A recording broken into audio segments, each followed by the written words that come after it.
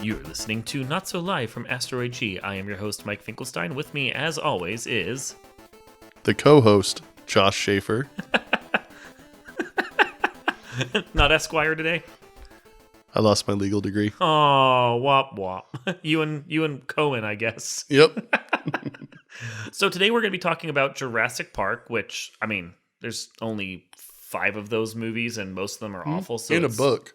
Well, 2 books. 2 books. Yeah, there were 2 books. And some video games. I actually preferred the books to the movies, I didn't play the video games because I heard they were all crappy, but... Lost World and PS1 isn't terrible bad. Oh, what a rousing endorsement. You can put that in the back of the box. Really, it's just an excuse to get you to talk about kaiju films, but yeah. So, but let's start with the first one, and actually, let's start with the books as well from that. Have you read the books before? I was only aware that there was one. So that's a no. Well, I read both of them, but they don't really matter if all you care about is the movies, because the books have very little to do with the movies. There's dinosaurs in both. Yeah, I mean, they flipped the 2 kids that were just ham-fistedly shoved in there in both the movie and the book. They flipped the gender of the older and younger kid, and okay, so I think the kid knew Linux in both versions, and it was still stupid in either case, because Michael Crichton could write science, but he couldn't write, like, convincing children or computers or... They're just tiny geniuses. Anything else. Yeah. And if you go deep enough into his novels, then you realize that he was also racist and sexist and everything else, so... That's sad. I didn't know that. Yeah, Michael Crichton was not a good person. Oh, well... Not like Tom Cruise, which we established as a better person, at least. Well, do we have a Tom Cruise scale now? Michael Crichton is 1/4 Cruise. Approved. There you go. So let's see, the first movie, Jurassic Park. What did you think about that? I liked it. I mean, it was fun. I think it's inserted itself into subculture pretty well. You know, like Life Finds a Way and Clever Girl. Oh, Clever Girl. Oh, Clever Girl. There was for like a few years after that movie came out, there was a lot of discussion of like chaos theory and everything because of the damn Goldblum character. Yeah. And then pretty much everyone forgot about it afterwards. Yeah. Well, I still have the memory of him laying down wounded with his shirt half off. Sexily. I mean, I think everyone remembers that because Funko like made a toy of it. And I have that. It's on my mantle right now. True story. So I'll take a picture of it so people who are watching this podcast can see it. You posing with it as your new like bio picture. Yeah, that'll lovely. There's just something about it. Yeah. I mean, I hated the movie, but only because I did. No, I know. I mean, I was one of those pretentious 12-year-olds that read the book and then was like, oh, the movie sucks in comparison. Oh, yeah. I mean, it's very campy. It's very campy. The dinosaurs are really cool looking for how dinosaurs were thought to look in the mid-90s as opposed to now where we know they were mostly feathered chickens. Yeah. Which is very confusing why Jurassic World doesn't. I know, right? Well, and it's hard. Well, it's hard to accept the movies the way they are at this point when you realize that the science behind it, like the getting DNA from amber mosquitoes and so forth, was disproven recently. That like DNA has a shelf life of what, like 50,000 years or something. I don't remember. Something like that. So the only thing you can really resurrect if you try it is mammoths. That's about it. If you can get one that was bitten by a mosquito or something. So, yeah, that's it. It's hard for me to watch them, but if you shut your brain off or you just pretend the dinosaurs are what people think dinosaurs are supposed to look like and they were just made from like iguanas and frogs and crap like that, and yeah, I mean it's an okay movie. Yeah, it's not too bad. I think the first one was the only one that's redeemable. Yeah, I'm the second one like had half the plot of the book in it, and then stitched in this weird like Dino Hunters plotline that wasn't made no sense. It made no sense because it wasn't in the books, and the entire end of the movie is completely different. Like dinosaurs rampaging around in the city and so forth. That wasn't in the book. Mm-hmm. It was, and the third movie was just garbage. Well, yeah, it was monster movie trash. Yeah, that somehow brought back Sam Neill for a paycheck. Whatever happened to him? Is he still around? He got a paycheck from Jurassic Park 3. That was the last I think. Yeah. Yeah, I don't think I've seen him since then. Was he in what's that one about the horror movie with the people going towards the black hole and crap, whatever it was? It's not Deep Rising. That's a different. That's a meteor movie or something. Event Horizon. Oh yeah. Yeah. Event Horizon. Yeah. Wasn't he in that? I don't know. He's from New Zealand though. Okay, as you look it up on your phone, because clearly neither of us know anything about Sam Neill. Yeah. I forgot. He was in Peter Rabbit. Awesome. So, number 4. Jurassic World. He was in Thor Ragnarok as the Odin actor. What? Yeah. The guy who played Odin in the play. Opposite Yeah. Matt Damon. Yeah. You looked very confused for a second. It's like, that wasn't him. That was not him. That was Sir Anthony Hopkins. I know who Odin was. Nope, Sam Neill. Learned something new right there. He's a very good actor. Wow. He did a Sir Anthony Hopkins impression like none other. That was impressive. Anthony Hopkins actually gave him his knighthood for it. Yep. And his Silence of the Lambs Academy Award. Oh, yeah. Yeah. Everyone has one of those, though. Academy Award from Silence of the Lambs? Yeah. If you don't, you're not cool. Okay. So Jurassic World. What did you think of that? I hated it. Yeah. Yeah. Yeah. The kids were annoying. I forget the lead actress's name. But Bryce Dallas Howard? Yes.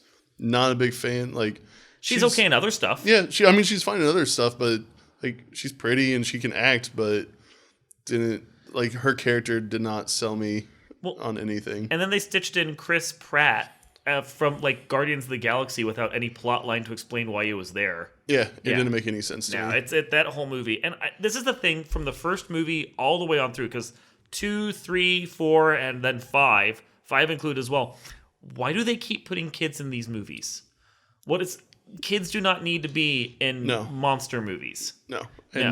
I'm sure it's just to make it more relatable to the young kids that want to see dinosaurs. But when I was a kid watching Jurassic Park, 0% of me cared that there were kids in that movie.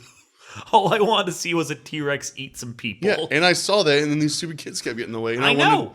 Like, the entire time during Jurassic World, I just wanted the kids to get eaten.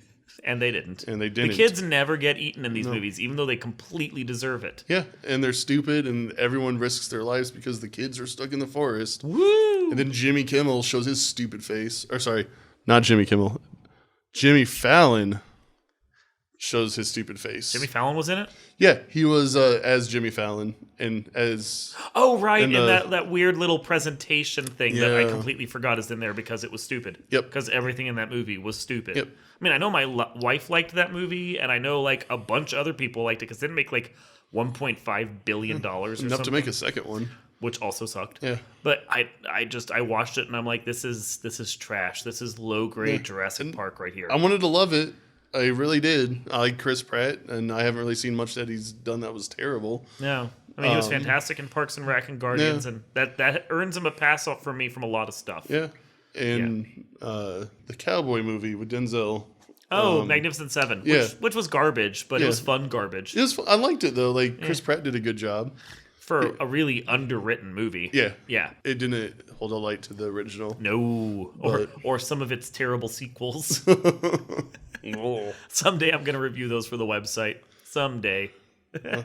Well, just do like peyote or something first. Well, I keep sitting down to do that one, and like if I'm going to do the entire run of Magnificent Seven, I feel like I really need to do Seven Samurai, because I got the Criterion edition from you when I purchased a bunch of your movies because you're getting rid of them. And then I sit down and I look and I realize the movie itself is 2 discs long, and I just don't have that kind of time to invest in a movie I have to read. It's about 3.5 hours. And I know it's good. Oh, yeah. It's a great movie. But I have to read it, and that's 3.5 hours. Yeah. So what I would recommend, and correct, you don't have to go this route, but learn Japanese. Well, that's a lot of investment just to do for the Magnificent Seven. No, I mean, just download like Babbel or something like that, and just 5 minutes a day gets you literacy, man. Yeah, no, I'm good. I'm good. Right. But so, and then I did watch the 5th Jurassic Park movie, which I know you didn't. Jurassic World: Fallen Kingdom was even more awful than Jurassic World. I was kind of excited for it, but then when I saw the trailer, well, nothing in the trailer is really in the movie. Like that entire 5 minutes of trailer is about the first 5 minutes of the movie, and then there's an entire plot line that comes after that. Was never in any of the movies, and is garbage. It's a garbage movie. Yeah, I don't think I can't remember hearing if it did well or not, but it didn't do as well as the first one. I think it was still good enough to warrant yet another movie, which I know Colin Trevorrow, I think is the guy's name, who directed the first one. He's back for the third one and whatever. Yeah. Maybe After the getting third one fired was from really Star good. Wars. I doubt it. Me too. The entire Jurassic World movie is garbage. Or series is garbage. Yeah, it's just too nonsensical for me. It's the problem that the first movie, Jurassic Park, made so much money that Hollywood keeps trying to recapture that magic. And it makes money, but it's not recapturing the magic. It's hollow and corporate, which in a way is the perfect summary of the Jurassic Park movies anyway. Yeah. Yeah, it was hollow, corporate Disneyland garbage for Jurassic dinosaurs, really. Yeah, I think it was just trying to capture on the same nostalgia that, Star Wars and then Marvel movies, Star Trek to some extent. Although I like the more recent Star Trek movies. I do too. I don't know why people I mean, we already talked about that. Yeah, we did. So yeah, I mean, there's a core to the Jurassic Park movies that I think works, which is dinosaurs are back and oh look, they're eating people. If that was the movies, I would be fully on board with it. But they keep miring the dinosaurs eating people in a whole bunch of other garbage. Mm-hmm. So what would then be for you as the kaiju guy, because you watch all the monster movies, when we're talking giant monsters eating people or destroying cities or anything, that is your jam. I love it. Yeah. So in your eyes, what is the perfect Jurassic Park movie? If I were to make a script let's say you were given $250 million a year and any cast or anything that you wanted whatsoever to go out and make your ideal Jurassic Park movie, what would it be? I would just remake Gojira. Godzilla, but with what? A T-Rex or? Yeah, I mean, a mutant T-Rex is fine, and Denzel Washington would probably be the lead because he's cool. And Denzel, or would you go with Tom Hanks would be good too. Idris Elba? Ooh. My wife would prefer Idris Elba, if you know what I mean, as she looks at me knowingly. Paul Rudd would be the plucky comedic relief. Oh yeah, Paul Rudd goes in everything. Yeah, he's one of my go-tos for stuff like that. Yeah, and just to make his faces in the background when it's I think there's a giant mutant lizard, and he'd be like, "What?" If I'm helping you in casting, I would definitely put Karen Gillan and stuff, the chick who played Nebula. Yeah, she's great in everything I've seen her in. Yeah. I put her in the rubber suit for the T-Rex. Joking. She'd make a fantastic T-Rex. I don't know. I could see her as a Velociraptor. Yeah, but I mean, if you're actually going to cast someone to play the CGI guy for all of that, you need to do the Gollum guy. Oh, Andy Serkis. Yes. So I would get Andy Serkis because I mean he's Gollum and all the apes from Planet of the Apes and everything. He'd be perfect for it. Just let him go to town playing the most human dinosaurs you can. Because if you're gonna go the route of mutating them anyway, which is no stupider than anything else Jurassic Park has done at this point, then you may as well have Andy Serkis go in and actually do it properly. Oh yeah, I mean that dude's is willing to get himself any position. I think Doug Jones would be good for something like that too. Oh yeah, totally. He's the guy that did Shape of Water's guy, right? Yeah. I mean, and he'd do it. He wouldn't even have to CGI it. He'd just let you put him in makeup and have him go to town playing a Velociraptor. Yeah, it'd be fantastic. And he'd be more believable than the ones in any of the Jurassic Park movies. Any of them. And I'm assuming feathery dinosaurs at that point. Well, yeah. I mean, the whole point of Jurassic Park is to kind of explore the anthropological science of things, right? And I thought it was to have dinosaurs eat people, but okay. But you want it to be science based, not yeah. I mean, that was what Michael Crichton was trying for, even though he clearly failed. Yeah, and I think it could use with an update. We've learned new things, and our fresh reboot. Fresh reboot, yeah. Fresh reboot, and then the dinosaurs get mutated, and attack Tokyo. Yeah, that's your movie. Well, I mean, obviously there'd be a nuclear blast somewhere. Well, I mean, it doesn't have to. Yeah.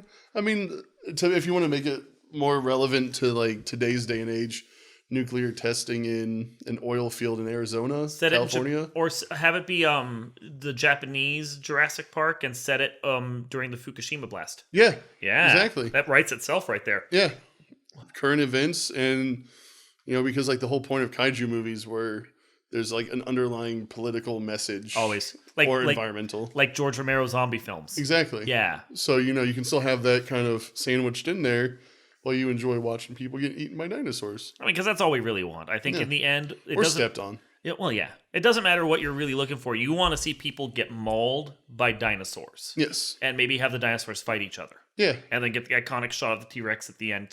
Screaming in the L. Screaming in front of the sun or the moon. Screaming in the L. Howling at the moon. Howling at the moon. Yeah. And then roll credits. Yeah. Okay. And then there's like a sting where King Kong shows up for some reason. Well, yeah, I mean, obviously. I mean, it's not a giant monster movie without King Kong randomly being there for no reason. That's because but that wouldn't be, that's not Jurassic or Triassic. Cretaceous. There was something after that, not Pliocene or hell. I've lost you, haven't I? No, I remember the Jurassic era. I wonder why. Not sure. Science. And then you build a cinematic universe where the feathery dinosaurs fight the regular dinosaurs to see who comes out on top. Exactly. And then mecha dinosaurs.